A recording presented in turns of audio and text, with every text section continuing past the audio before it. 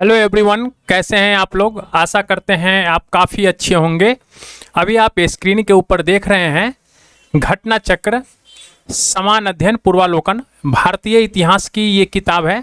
और ये किताब जो है बिल्कुल न्यू अपडेट के साथ वर्ष 2022 के लिए मार्केट में आई हुई है। इस बुक के अंदर जो है 1990 से लेकर वर्ष 2022 तक, यानी यूपीएससी से लेकर और जितने भी स्टेट पीसीएस के एग्जाम्स होते हैं, इसके प्रश्न पत्र को इसके अंदर शामिल किया गया है।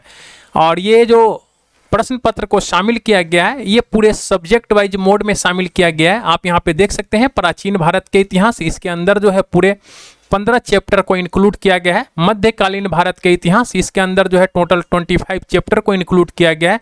और आधुनिक भारत के इतिहास, इसके अंदर टोटल जो है 55 चैप्टर को इंक्लूड किया गया है। अगर मैं बात करूं आधुनिक भारत के इतिहास की, तो सबसे पहले मैं जो वीडियो बनाना स्टार्ट किया था वो आधुनिक भारत के इतिहास का ही वीडियो बनाना स्टार्ट किया था। और ये जो मैं वीडियो बना रहा हूँ, ये बच्चों के डिमांड पे बना रहा हूँ। ये उन बच्चों के डिमांड पे बना रहा हूँ जो बच्चे इस बुक को पढ़ चुके हैं एक बार, लेकिन वो रिवीजन नहीं कर पाते हैं समय के अभाव के कारण। तो ये उन बच्चों का कहना था कि सर आप छोटा छोटा वीडियो बना दीजिए इस बुक का, ताकि मैं आपके वीडियो से बार बार इस बुक का रिवीजन कर सकूं, जिससे हमें एग्जाम्स में हेल्प हो। तो मैं उन बच्चों के डिमांड पे बना रहा हूं। मैं उन बच्चों के लिए भी ये भी कहना चाहता हूं कि जो बच्चे इस बुक को पहली बार पढ़ रहे हैं, उनके लिए ये वीडियो जो है अमृत का काम करेगा। आप इस वीडियो को एक बार सुन लीजिए और फिर इसके बाद आप किताब को पढ़िए, फिर आपको ज़्यादा फायदा होगा। फिर इसके बाद दोबारा आप इस वीडियो को देख लीजिएगा। अभी मैं आधुनिक भारत के इतिहास का वीडियो बना रहा हूँ, और आधुनिक भारत के इतिहास में जो मैं चैप्टर 1 से लेकर और चैप्टर 44 तक, आप यहाँ पे देख सकते हैं, चैप्टर 1 से लेकर चैप्टर 44 तक, यानी क्रिप्स मिशन 1942 तक का वीडियो जो है मैं बनाकर अपने चैनल के ऊपर अपलोड कर रखा हूं। अगर आप इन वीडियो को नहीं देखे हैं, चैप्टर 1 से चैप्टर 44 तक का वीडियो, तो प्लीज़ आप इन वीडियो को देखिए। ये वीडियो जो है आपके एग्जाम के व्यू से काफ़ी इंपॉर्टेंट है, क्योंकि बीपीएससी हो या फिर कोई भी स्टेट पीसीएस हो, राजस्थान स्टेट पीसीएस हो, मध्य प्रदेश स्टेट पीसीएस हो, छत्तीसगढ़ हो या फिर उत्तराखंड हो, कोई भी स्टेट पीसीएस हो, इसके अंदर जो है डायरेक्ट इसी बुक से जो है क्वेश्चन जो है आपके एग्जाम्स में आते हैं। अगर मैं बात करूं बीपीएससी का, तो बीपीएससी में 20+ क्वेश्चन जो है सिर्फ और सिर्फ मॉडर्न हिस्ट्री से आता है, और इस बुक से जो है 30+ क्वेश्चन जो है आते हैं। तो अभी जो मैं आपके साथ स्टार्ट करने जा रहा हूं, ये है आपका भारत छोड़ो आंदोलन, सुभाष चंद्र बोस और आज़ाद हिंद फौज, कैबिनेट मिशन और संविधान सभा, अंतरिम सरकार की गठन, यानी 49 तक, यानी चैप्टर 45 से लेकर और चैप्टर 49 तक का ये वीडियो जो है अभी मैं आपके साथ डिस्कशन करूंगा। तो चलिए बिना समय गवाए स्टार्ट करते हैं आज का सेशन। और हाँ, अगर आप हमारे चैनल पे नए हैं या फिर अब तक आपने चैनल को सब्सक्राइब नहीं किया है, तो प्लीज़ आप चैनल को सब्सक्राइब कर लीजिए और बेल आइकन को प्रेस कर दीजिएगा, ताकि मैं जो भी लेटेस्ट वीडियो अपलोड करूँ अपने चैनल के ऊपर, उसका इन्फॉर्मेशन जो है तुरंत आपको मिल जाए। तो चलिए स्टार्ट करते हैं आज का सेशन, और वीडियो को अंत तक देखा कीजिए और एक लाइक का बटन जरूर दबाइएगा। तो आप स्क्रीन के ऊपर देख रहे हैं ये भारत छोड़ो आंदोलन चैप्टर 45, ये इसका पहला क्वेश्चन की तरफ हम लोग चलते हैं। और पहला क्वेश्चन इसका हम लोग देखते हैं, ये इसके आप स्क्रीन के ऊपर देख रहे होंगे। पहला क्वेश्चन कह रहा है कि 6 जुलाई 1942 को वर्धा में महात्मा गांधी जी ने कांग्रेस के कार्यकारी समिति में अपने भारत छोड़ो आंदोलन की चर्चा की। तब उस समिति के अध्यक्ष कौन थे? तो उस समिति के जो अध्यक्ष थे ये थे मौलाना अब्दुल कलाम आजाद। अगला जो क्वेश्चन है कह रहा है कि 14 जुलाई 1942 को कांग्रेस कार्य समिति के द्वारा भारत छोड़ो आंदोलन का प्रस्ताव कहां पारित किया गया था? तो ये वर्धा में पारित किया गया था। भारत छोड़ो आंदोलन के समय भारत का प्रधान सेनापति कौन था? तो भारत का जो प्रधान सेनापति था वो था लॉर्ड बेवेल। अगला जो क्वेश्चन है कह रहा है कि भारत छोड़ो आंदोलन कब प्रारंभ हुआ था? तो भारत छोड़ो आंदोलन जो है ये 9 अगस्त 1942 को प्रारंभ हुआ था। अगला क्वेश्चन है, कह रहा है कि भारतीय इतिहास में 8 अगस्त 1942 के संदर्भ में निम्नलिखित कथनों में से कौन सा सही है।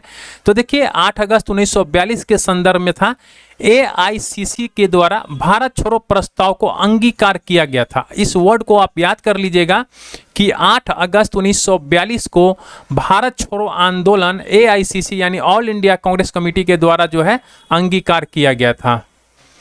भारत छोड़ो आंदोलन का जो प्रस्ताव है ये बम्बई के किस मैदान में पारित किया गया था। तो बम्बई के ग्वालियर टैंक में पारित किया गया था। वर्ष 1942 क्यों महत्वपूर्ण है। तो वर्ष 1942 जो है ये भारत छोड़ो आंदोलन के लिए महत्वपूर्ण है। भारत छोड़ो आंदोलन कहाँ से शुरू हुआ था। तो भारत छोड़ो आंदोलन जो है ये बम्बई से शुरू हुआ था। 8 अगस्त 1942 को कांग्रेस ने भारत छोड़ो आंदोलन कहां प्रारंभ किया था। तो ये किया था बंबई के अंदर। अगला जो क्वेश्चन है, कह रहा है कि अंग्रेज के विरुद्ध भारत छोड़ो आंदोलन की घोषणा किस वर्ष प्रारंभ की गई थी। तो ये किया गया था 1942 में। अगला जो क्वेश्चन है, कह रहा है कि भारत छोड़ो आंदोलन प्रारंभ किया गया था। तो ये कब किया गया था। तो अगस्त 1942 में। निम्नलिखित कथनों पर विचार कीजिए। भारत छोड़ो आंदोलन प्रारंभ करने के पूर्व दिन महात्मा गांधी ने सरकारी कर्मचारियों को त्याग पत्र देने को कहा था। तो क्या ये सही है। इसमें कह रहा है कि कौन सा सही है। तो ये बात जो है ये गलत है। सैनिकों को अपने पद छोड़ने को कहा था। तो ये भी बात जो है गलत है। राजसी रियासतों के राजाओं को अपनी जनता की प्रभु सत्ता स्वीकार करने को कहा था। तो ये बात जो है ये सही है। केवल 3 इसके आंसर होंगे। अगला जो है कथन है कि हम भारत को या तो आजाद करेंगे या आजादी के प्रयास में दिवंगत होंगे। ये किससे जुड़ा है। तो ये है भारत छोड़ो आंदोलन से जुड़ा हुआ है। अगला जो क्वेश्चन है, कह रहा है करो या मरो का नारा किसने दिया था। तो करो या मरो का नारा जो है महात्मा गांधी ने दिया था। करो या मरो का संबंध किस आंदोलन से है। तो करो या मरो का संबंध जो है ये भारत छोड़ो आंदोलन से है। करो या मरो का नारा निम्नलिखित आंदोलनों में से किसके साथ संबंधित है। तो ये है भारत छोड़ो आंदोलन के साथ संबंधित है। करो या मरो का आह्वान यानी नारा था गांधी जी का। तो ये भारत छोड़ो आंदोलन के दौरान गांधी जी ने दिया था। भारत छोड़ो आंदोलन किसकी प्रतिक्रिया में प्रारंभ किया गया था। तो देखिए भारत छोड़ो आंदोलन जो है ये क्रिप्स प्रस्ताव की प्रतिक्रिया में आरंभ किया गया था। 1942 के भारत छोड़ो आंदोलन के संबंध में निम्नलिखित में से कौन सी एक टिप्पणी सत्य नहीं है। तो देखिए यहाँ पे नहीं दिया है। तो आइए हम लोग यहाँ पे देख लेते हैं। वैसे अगर हम इसकी बात करें तो यहाँ पे ए और बी जो है ये दोनों जो है सत्य है। देखिए यहाँ पे ए और बी जो है दोनों सही है। और ये अपने उत्तर कुंजिका में संघ लोक सेवा आयोग यानी यूपीएससी ने अपने प्रश्न बी को सही प्रदर्शित किया है। तो आप ए और बी दोनों को ध्यान में रखिए। और बी जो है ये काफ़ी सूटेबल है यूपीएससी के हिसाब से। अगला जो क्वेश्चन है, कह रहा है कि भारत छोड़ो आंदोलन का नेतृत्व किया था। तो भारत छोड़ो आंदोलन का नेतृत्व जो है महात्मा गांधी ने किया था। अगला जो क्वेश्चन है, कह रहा है कि 1942 के भारत छोड़ो आंदोलन के बारे में निम्नलिखित में से कौन सा कथन सत्य नहीं है। तो यहाँ पे देखिए सत्य नहीं की बात कर रहा है। तो इसका हम लोग डिटेल्स देख लेते हैं। देखिए 8 अगस्त 1942 की रात में अधिकांश नेताओं की गिरफ्तारी के कारण भारत छोड़ो आंदोलन एक स्वतः स्फूर्त आंदोलन बन गया।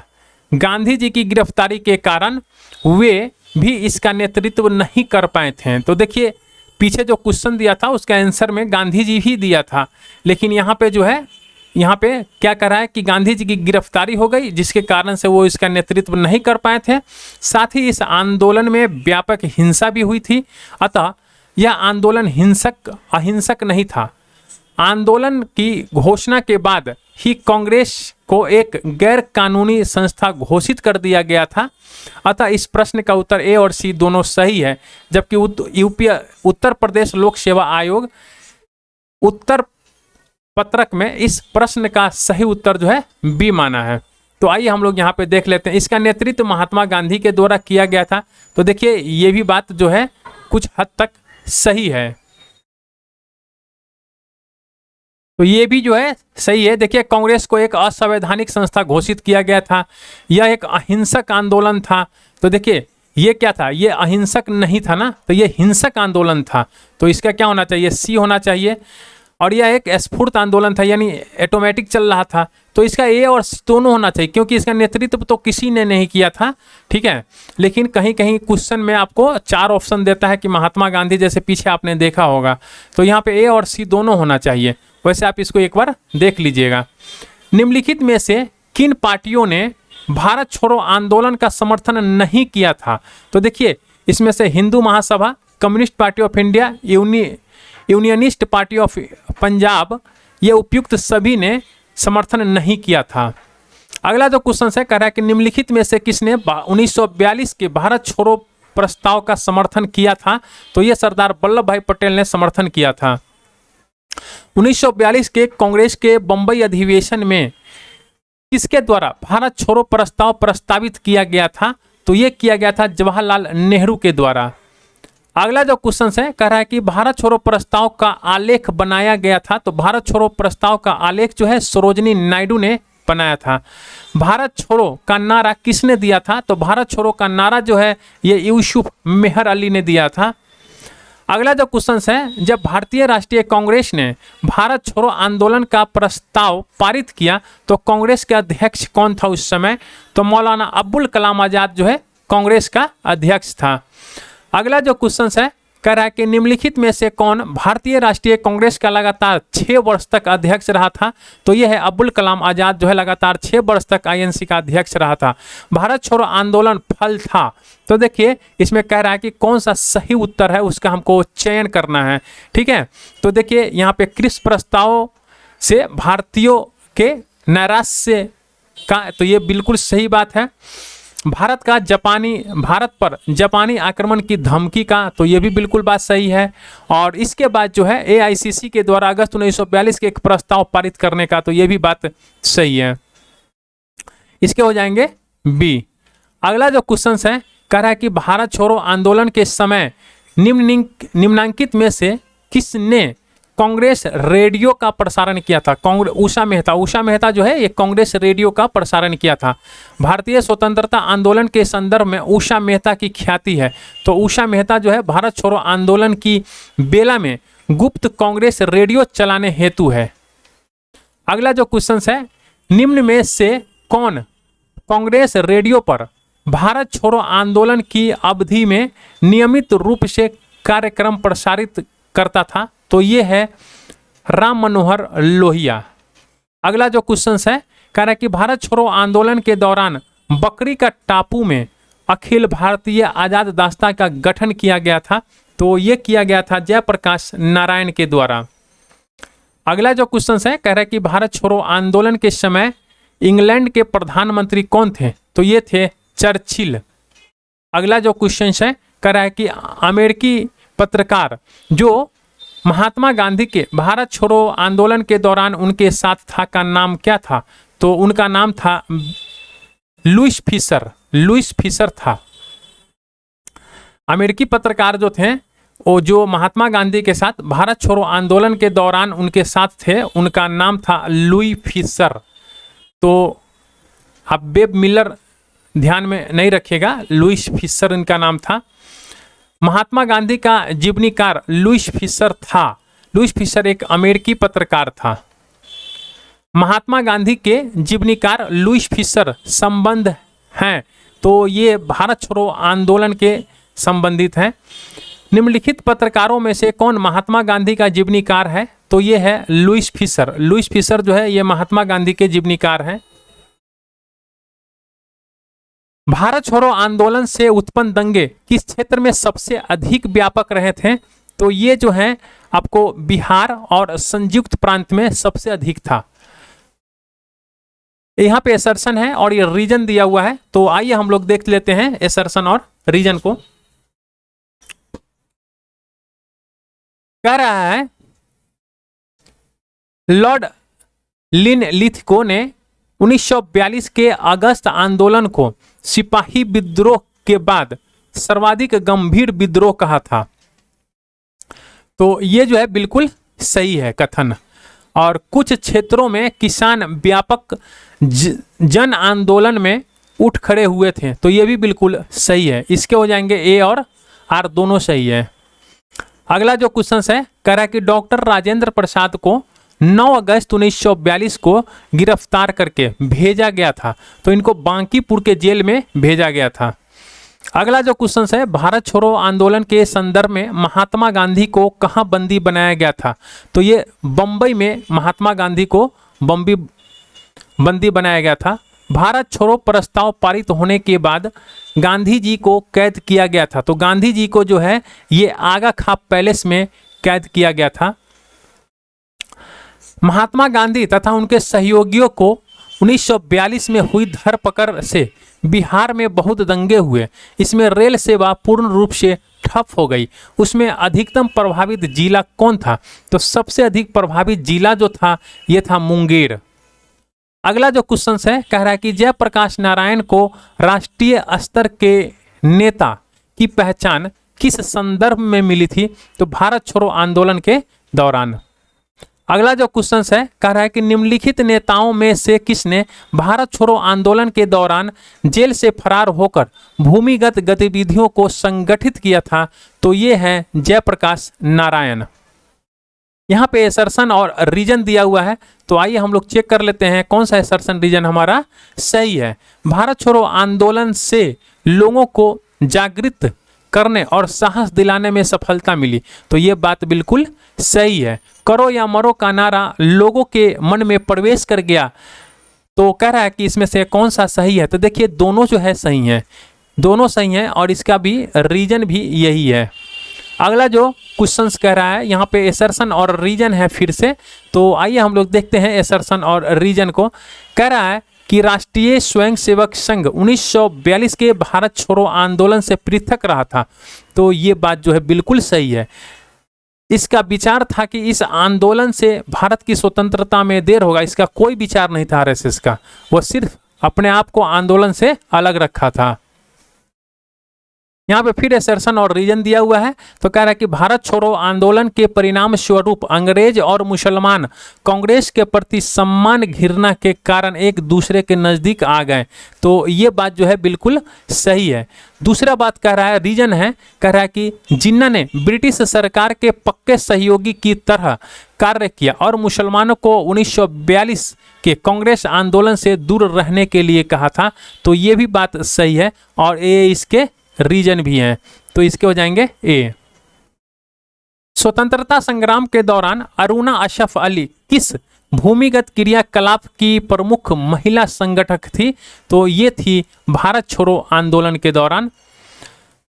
निम्नलिखित में से किस आंदोलन के साथ अरुणा अशरफ अली जुड़ी हुई थी। तो अरुणा अशरफ अली जो है ये भारत छोड़ो आंदोलन के दौरान जुड़ी हुई थी। निम्नलिखित में से किस एक आंदोलन के साथ अरुणा अशरफ अली जुड़ी थी। तो ये जुड़ी थी भारत छोड़ो आंदोलन के दौरान। भारत छोड़ो आंदोलन में समांतर सरकारों की स्थापना की गई थी। तो नीचे दिए गए कूट को अपने उत्तर में चुनना है हमें। तो देखिए यहाँ पे जो है बलिया और सतारा, बलिया और सतारा में भारत छोड़ो आंदोलन के दौरान जो है समांतर सरकारों की स्थापना की गई थी। कहाँ? बलिया और सतारा में। तो इसके हो जाएंगे 1 और 2। अगला जो क्वेश्चन है कह रहा है कि निम्नलिखित में से किस वर्ष बंगाल के मिदनापुर जिले में जातीय सरकार की स्थापना हुई थी। तो ये हुआ था 1942 में। अगला जो क्वेश्चन है कह रहा है कि भारत छोड़ो आंदोलन के दौरान उत्तर प्रदेश के निम्नलिखित जिलों में से किसमें समानांतर सरकार की स्थापना की गई थी। तो अभी मैंने बताया बलिया और निम्नलिखित में से उत्तर प्रदेश के किस एक जनपद में भारत छोड़ो आंदोलन के दौरान समानांतर सरकार की स्थापना की गई थी। तो बलिया। भारत छोड़ो आंदोलन के दौरान कलकत्ता बरुआ नामक एक कन्या ने जनता का एक जुलूस निकाला और पुलिस की परवाह न करते हुए थाने में घुसने का प्रयास में गोली खाई। यह घटना किस स्थान की है? तो यह घटना जो है ये गोहपुर की है। असर्शन और रीजन दिया हुआ है, कह रहा है कि कौन सा सही है, हमें इसको चुनना है। तो देखिए कह रहा है कि भारत छोड़ो आंदोलन के दौरान जो है भारतीय राष्ट्रीय आंदोलन की पराकाष्ठा थी, तो ये बिल्कुल सही बात है। भारत छोड़ो आंदोलन के पश्चात जो है शक्ति हस्तांतरण की प्रक्रिया की खोज के समय की तकाजा थी, तो ये भी बिल्कुल सही है, तो इसके हो जाएंगे ए। अगला जो क्वेश्चन है कह रहा है कि भारत छोड़ो आंदोलन के उपरांत जो है सी राजगोपालाचारी ने दी वे आउट नामक पैम्पलेट जारी किया था। दी वे आउट नामक पैम्पलेट जारी किया था। निम्नलिखित में से कौन सा एक प्रस्ताव इस पैम्पलेट में था? तो इस पैम्पलेट में जो प्रस्ताव था वो था संवैधानिक गतिरोध का हल। अगला जो क्वेश्चन है कह रहा है कि ऑपरेशन रूबिकॉन वह कूट शब्द था जिससे भारत में ब्रिटिश सरकार के द्वारा निम्नलिखित में से किस संदर्भ में प्रयोग में लाया जाना था? तो ये जो था आपको जेल में गांधी जी का आमरण अनशन। अगला जो क्वेश्चन है देखिए, अब यहाँ से सुभाष चंद्र बोस और आज़ाद हिंद फौज जो अगला टॉपिक है उसके जो हम लोग क्वेश्चन देखेंगे। तो नेताजी सुभाष चंद्र बोस का जन्म जिस नगर में हुआ था वो है, तो वो कौन सा नगर है? तो वो है कटक। कटक में हुआ था नेताजी सुभाष चंद्र बोस का जन्म जो है। देखिए नेताजी सुभाष चंद्र बोस का जन्म 23 जनवरी 1897 को उड़ीसा के कटक में हुआ था। उन्होंने वर्ष 1919 में कलकत्ता विश्वविद्यालय से स्नातक की उपाधि प्राप्त की थी और 1920 में भारतीय नागरिक सेवा यानी ICS में उत्तीर्ण हुए। 1938 में हरिपुरा और 1939 में त्रिपुरी कांग्रेस के अध्यक्ष बने थे। 1939 में कांग्रेस के अध्यक्षता से त्याग पत्र देकर फॉरवर्ड ब्लॉक का इन्होंने स्थापना किया था और 1941 में वे कहाँ चले गए थे? जर्मनी चले गए थे और 1943 में आज़ाद हिंद फौज का उन्होंने गठन किया था, यानी कमान संभाली थी। उन्हें नेताजी के नाम से स्मरण किया जाता है। वर्ष 1939 में कांग्रेस को छोड़ने के पश्चात सुभाष चंद्र बोस ने किस दल की स्थापना किया था? तो फॉरवर्ड ब्लॉक का उन्होंने स्थापना किया था सुभाष चंद्र बोस ने।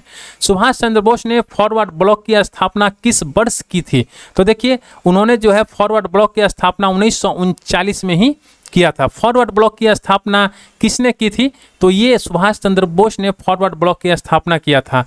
INA मानसिक पुत्र था। INA मानसिक पुत्र था, किसका था? तो देखिए हम लोग यहाँ पे ज्ञानी प्रीतम सिंह का और मेजर आईवाची फुजीवारा का। तो इनका आप दोनों ध्यान रखिएगा कि INA जो है ये मानसिक पुत्र था ज्ञानी प्रीतम सिंह का और मेजर आईवाची फुजीवारा का। अगला जो क्वेश्चन है, INA किसके दिमाग की उपज थी और किसने इसकी स्थापना की? तो देखिए INA जो है ये मोहन सिंह के दिमाग की उपज थी और इसी ने इसकी स्थापना किया था। आज़ाद हिंद फौज का विचार किसने सुझाया था? तो आज़ाद हिंद फौज का विचार जो है ये मोहन सिंह ने सुझाया था। INA की स्थापना किस वर्ष हुई थी? तो INA की स्थापना जो है ये 1942 में हुआ था। अगला जो क्वेश्चन है कह रहा है कि आज़ाद हिंद फौज का प्रथम सेनापति कौन था? तो ये था मोहन सिंह। आज़ाद हिंद सरकार के निर्माण की घोषणा की गई थी, तो ये किया गया था 21 अक्टूबर 1943 को। सुभाष चंद्र बोस ने स्वतंत्र भारत की अंतरिम सरकार की स्थापना की घोषणा की थी, तो ये 21 अक्टूबर 1943 को। 1943 में आज़ाद हिंद फौज अस्तित्व में आई थी, तो ये आया था तत्कालीन मलय में। अगला जो क्वेश्चन है कह रहा है कि किस भारतीय क्रांतिकारी ने सुभाष चंद्र बोस को इंडियन नेशनल आर्मी के गठन में सक्रिय सहयोग दिया था? तो ये दिया था सूर्य सेन ने। अगला जो क्वेश्चन है कह रहा है कि आज़ाद हिंद फौज का प्रधान कार्यालय कहाँ था? तो आज़ाद हिंद फौज का जो प्रधान कार्यालय था वो रंगून में था। अगला जो क्वेश्चन है कह रहा है कि निम्नलिखित में से कौन आजाद हिंद फौज यानी INA से जुड़े हुए नहीं थे, तो ये हैं BC दत्त। अगला जो क्वेश्चन है किसने कहा था तुम मुझे खून दो मैं तुम्हें आजादी दूंगा, तो ये कहा था सुभाष चंद्र बोस ने। अखिल भारतीय फॉरवर्ड ब्लॉक की स्थापना के लिए सुभाष चंद्र बोस से कौन जुड़े और INA आंदोलन के साथ भी जुड़े रहे, तो ये थे सिलभद्रयाजी जी थे। अगला जो क्वेश्चन है कह रहा है कि भारतीय स्वतंत्रता संघर्ष के दौरान निम्नलिखित में से किसने द फ्री इंडियन लीजन नामक सेना बनाई थी, तो ये बनाया था सुभाष चंद्र बोस ने। अगला जो क्वेश्चन है कह रहा है कि इनमें से किसने रानी लक्ष्मीबाई रेजिमेंट की स्थापना किया था, तो ये किया था सुभाष चंद्र बोस ने। अगला जो क्वेश्चन है कह रहा है कि निम्नलिखित में से किसने एक ने सुभाष चंद्र बोस को देश नायक कहा था, तो देखिए इसमें से देश नायक जो है रविंद्रनाथ टैगोर ने सुभाष चंद्र बोस को कहा था देश नायक। और महात्मा गांधी ने उन्हें क्या कहा था देशभक्तों का देशभक्त। देखिए महात्मा गांधी ने सुभाष चंद्र बोस को क्या कहा था देशभक्तों का देशभक्त, और रविंद्रनाथ टैगोर ने यानी गुरुदेव रविंद्रनाथ टैगोर ने उनको क्या कहा था देश नायक कहा था। तो ये दोनों चीज को आप ध्यान में रखिएगा। जय हिंद किसका नारा था, तो जय हिंद जो है सुभाष चंद्र बोस का नारा था। आजाद हिंद फौज दिवस किस तिथि को मनाया जाता है, तो ये 12 नवंबर 1945 को आजाद हिंद फौज दिवस जो है मनाया जाता है। आजाद हिंद फौज के किस सैनिक को 7 वर्ष के कारावास का दंड दिया गया था, तो यह रशीद अली। रशीद अली जो थे इनको जो है 7 वर्ष का कारावास का सजा दिया गया था। निम्नलिखित में से आजाद हिंद फौज के किस अधिकारी ने लाल किले पर चलाए गए मुकदमे का सामना नहीं किया था, तो यह है मोहन सिंह। अगला जो क्वेश्चन है कह रहा है कि निम्नलिखित में से किसने 1945 में आजाद हिंद फौज की ओर से लाल किले के मुकदमे में पैरवी कर रहे वकीलों की अध्यक्षता की थी, तो यह था भूला भाई देसाई। अगला जो क्वेश्चन है कह रहा है कि आजाद हिंद फौज के अधिकारियों के उनके लाल किले में चल रहे मुकदमे में उनके पक्ष से निम्नलिखित में से किसने वकालत की थी, तो यह किया था सर TB सप्रू ने। अगला जो क्वेश्चन है कह रहा है कि 1945 में आजाद हिंद फौज के लाल किले में दिल्ली के मुकदमे की पैरवी निम्नलिखित में से किसने नहीं की थी, तो ये सरदार वल्लभ भाई पटेल ने नहीं की थी। निम्नलिखित में से कौन प्रसिद्ध INA मुकदमे के वकील था, तो देखिए प्रसिद्ध INA मुकदमे का जो वकील थे वो भुल्ला भाई देसाई भी थे और आसफ अली भी थी, तो दोनों का आप नाम ध्यान रखिएगा। इनमें से 1945-46 में दिल्ली INA के मुकदमों के पक्ष में पेश हुए वकील कौन थे, तो भुल्ला भाई देसाई थे। अगला जो क्वेश्चन है कह रहा है कि दिल्ली के लाल किले में प्रसिद्ध आजाद हिंद फौज का पर अभियोग चलाया गया, तो ये 1945 में चलाया गया था। INA के अधिकारियों पर मुकदमा चलाया गया था, तो ये लाल किले के दिल्ली में चलाया गया था। अगला जो क्वेश्चन है कह रहा है कि औपनिवेशिक भारत के संदर्भ में शाह नवाज खान, प्रेम कुमार सहगल और गुरु बख्श सिंह ढिल्लो याद किए जाते हैं, तो ये आज़ाद हिंद फौज यानी इंडियन नेशनल आर्मी के अधिकारियों के रूप में इनको याद किया जाता है। अगला जो क्वेश्चन है कह रहा है कि वर्ष 1945 की प्रमुख घटनाएं निम्नलिखित थी, तो देखिए 1945 को की जो घटना थी ये बेबेल योजना, शिमला सम्मेलन और ये आज़ाद हिंद फौज का मुकदमा, ये जो है ये 1945 की प्रमुख घटनाएं हैं। यहाँ पे आप देख सकते हैं बेबेल योजना जो है 14 जून 1945 को, शिमला सम्मेलन जो है ये 25 जून से 14 जुलाई 1945 को, नौसेना विद्रोह जो हुआ था ये 1946 में हुआ था, और आज़ाद हिंद फौज का जो मुकदमा हुआ था ये नवंबर 1945 में हुआ था। सुभाष चंद्र बोस का राजनीतिक गुरु कौन है, तो सुभाष चंद्र बोस का राजनीतिक गुरु जो है CR दास है, यानी देशबंधु चितरंजन दास हैं। अगला जो क्वेश्चन है कह रहा है कि इलाहाबाद में संपन्न कांग्रेस कार्यकारिणी समिति की बैठक में निम्नलिखित सदस्यों में से एक सदस्य भारत के नाजीवाद, फासीवाद, साम्राज्यवाद विरोधी रुख के कारण जापान के विरुद्ध गोरिल्ला युद्ध की अपनी योजना के पक्ष में बहुमत जुटाने में सक्षम हुए थे। तो वे कौन थे? तो वे जवाहरलाल नेहरू थे। अब यहाँ से जो है कैबिनेट मिशन 1946 का कुछ क्वेश्चंस हैं, आइए हम लोग उसको भी देख लेते हैं। कह रहा है कि कैबिनेट मिशन की अध्यक्षता किसके द्वारा किया गया था? तो कैबिनेट मिशन का तो अध्यक्षता है ये सर पी लॉरेंस के द्वारा किया गया था। इसको हम लोग एक बार देख लेते हैं। देखिए 26 जुलाई 1945 को ब्रिटेन के अंदर एटली के नेतृत्व में, किसके नेतृत्व में? एटली के नेतृत्व में एक ब्रिटिश मंत्रिमंडल ने सत्ता ग्रहण किया और उस समय मतलब एटली जो थे प्रधानमंत्री बने थे। कब? 26 जुलाई 1945 को। इसके बाद जो है नौसेना विद्रोह के बाद 19 फरवरी 1946 को द्वितीय विश्व युद्ध के बाद, यानी भारत के जो सचिव थे उनका नाम था लॉर्ड पैंथिक लॉरेंस। आप इसको याद कर लीजिएगा। भारत में संवैधानिक सुधारों के लिए एक शिष्टमंडल भेजने का निर्णय लिया और ये कैबिनेट मिशन 24 मार्च 1946 को दिल्ली आया था। कहाँ आया था? दिल्ली आया था। और इसके अध्यक्ष जो थे भारत के मंत्री लॉर्ड पैंथिक लॉरेंस, जो यहाँ पे आप देख रहे हैं सर पी लॉरेंस, आप लॉरेंस याद कर लीजिए, थे। और अन्य 2 सदस्य थे इसके अंदर, एक का नाम था स्टैनफोर्ड क्रिप्स और दूसरा का नाम था एबी अलेक्जेंडर। 1946 में कैबिनेट मिशन का नेतृत्व किया था, तो ये किसने किया था? सर पैंथिक लॉरेंस के द्वारा किया गया था। इनमें से कौन कैबिनेट मिशन के सदस्य नहीं थे? तो देखिए पैंथिक लॉरेंस तो थे, ठीक है, और स्टैनफोर्ड क्रिप्स भी थे और एबी अलेक्जेंडर भी थे, यानी बेबेल जो थे वो नहीं थे। निम्नलिखित में से किसने 1946 के कैबिनेट मिशन का नेतृत्व किया था? तो 1946 का जो कैबिनेट मिशन था इसका नेतृत्व जो है सर पैंथिक लॉरेंस ने किया था। द्वितीय विश्व युद्ध के बाद 1946 में से कौन भारत आया था? तो देखिए भारत जो आया था ये कैबिनेट मिशन आया था 1946 के बाद कर रहा है। देखिए द्वितीय विश्व युद्ध के बाद की बात कर रहा है। निम्न में से किस एक ने भारत के लिए त्रिस्तरीय शासन व्यवस्था का प्रस्ताव दिया था? तो भारत के लिए जो है त्रिस्तरीय शासन व्यवस्था का जो प्रस्ताव दिया था ये कैबिनेट मिशन ने दिया था। 1946 का जो कैबिनेट मिशन 3 कैबिनेट मंत्रियों से गठित था। निम्नलिखित में से कौन इसका सदस्य नहीं था? तो देखिए अलेक्जेंडर थे, लॉरेंस थे, क्रिप्स भी थे, तो लॉर्ड एमरी जो है ये नहीं थे। निम्नलिखित में से कौन एक कैबिनेट मिशन का सदस्य नहीं था?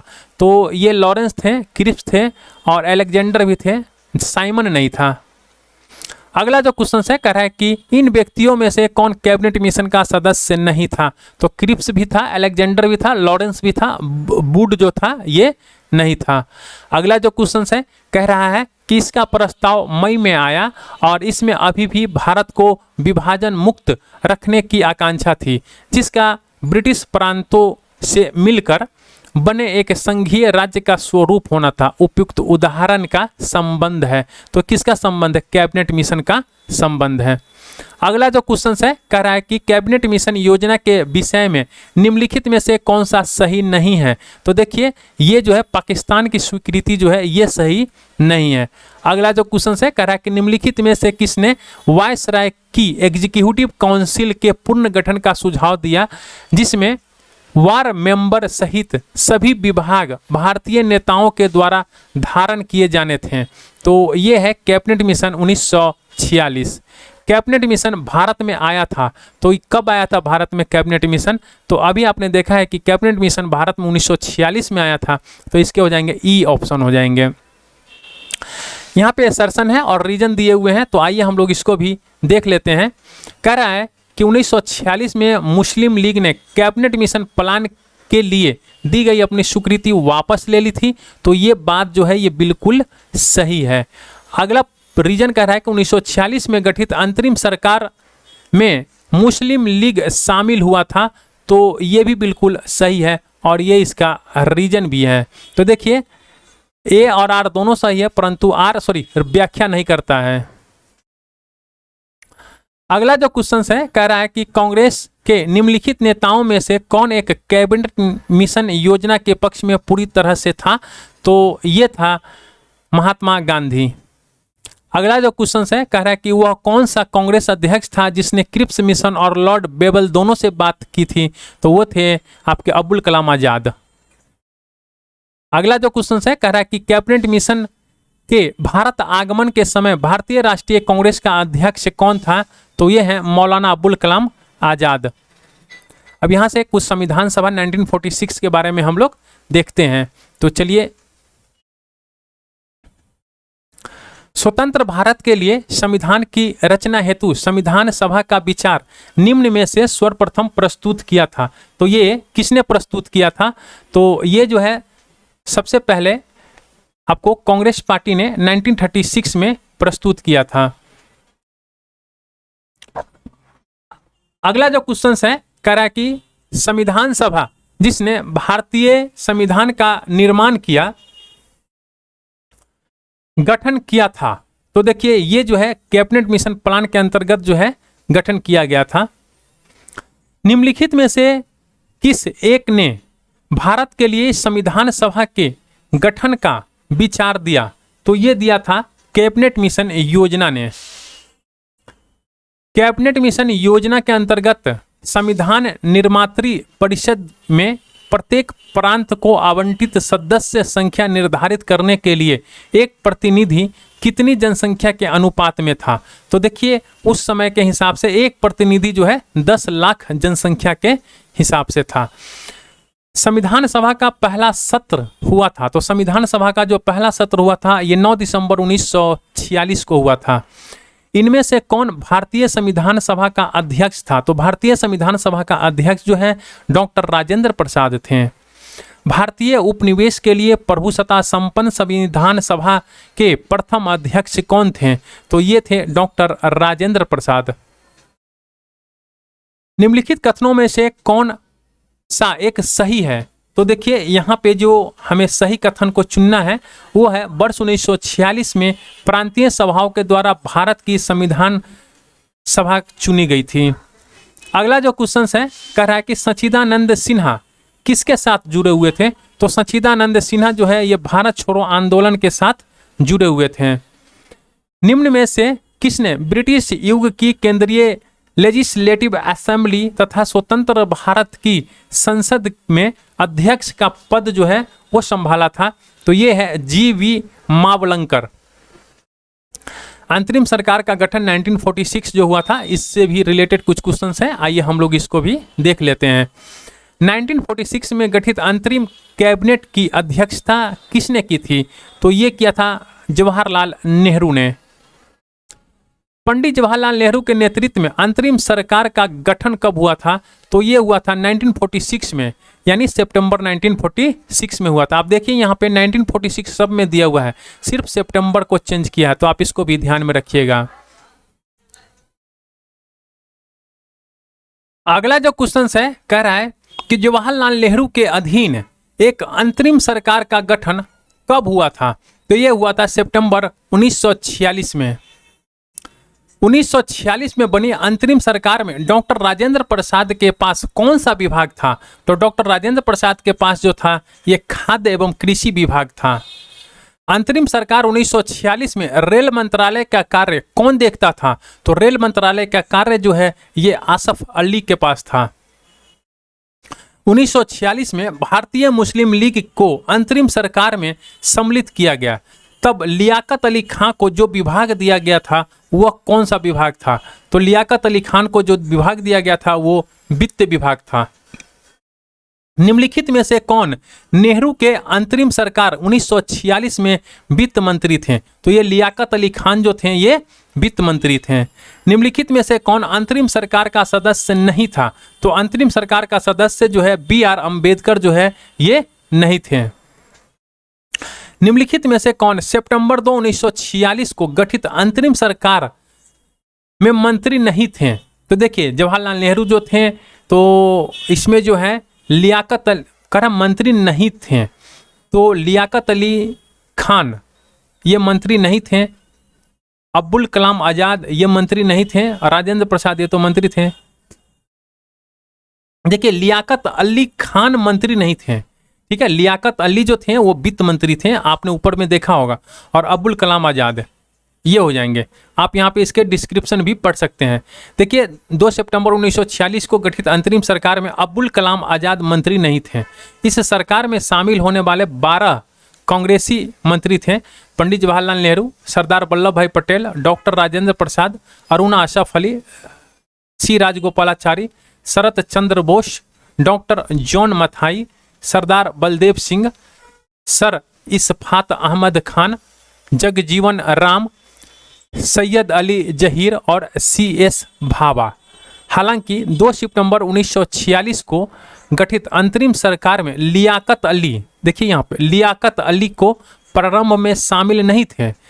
लियाकत अली सहित 5 सदस्य को 26 अक्टूबर 1946 को सरकार में मंत्री बनाया गया, जिसके कारण 3 कांग्रेसी सदस्य सैयद अली जाहिर और शरत चंद्र बोस और सर सफात अहमद खान को हटना पड़ा था। तो ठीक है, यहाँ पे क्वेश्चन में आपसे पूछ रहा है कि 2 अक्टूबर 1946 की बात कर रहा है, तो 2 अक्टूबर 1946 को लियाकत अली खान नहीं थे और अब्दुल कलाम आज़ाद भी नहीं थे। अगला जो क्वेश्चन है, 1946 के चुनाव के पश्चात मुस्लिम लीग ने किस प्रांत में अपनी सरकार बनाई थी? तो मुस्लिम लीग जो है बंगाल में अपनी सरकार बनाई थी। अगला जो क्वेश्चन है, कह रहा है कि निम्नलिखित में से कौन सी तिथि मुस्लिम लीग ने सीधी कार्रवाई दिवस हेतु सुनिश्चित की थी? तो ये तिथि है 16 अगस्त 1946। और इसी के साथ जो है ये आज का सेशन यहीं पे एंड होता है। अगर अब तक आपने हमारे चैनल को सब्सक्राइब नहीं किया है तो प्लीज़ आप चैनल को सब्सक्राइब कर लीजिए और बेल आइकन को प्रेस कर दीजिएगा, ताकि मैं जो भी लेटेस्ट वीडियो अपलोड करूँ अपने चैनल के ऊपर उसका इन्फॉर्मेशन जो है तुरंत आपको मिल जाए। और अगर सेशन आपको अच्छा लगा तो इसको लाइक भी कीजिएगा। Thank you for watching.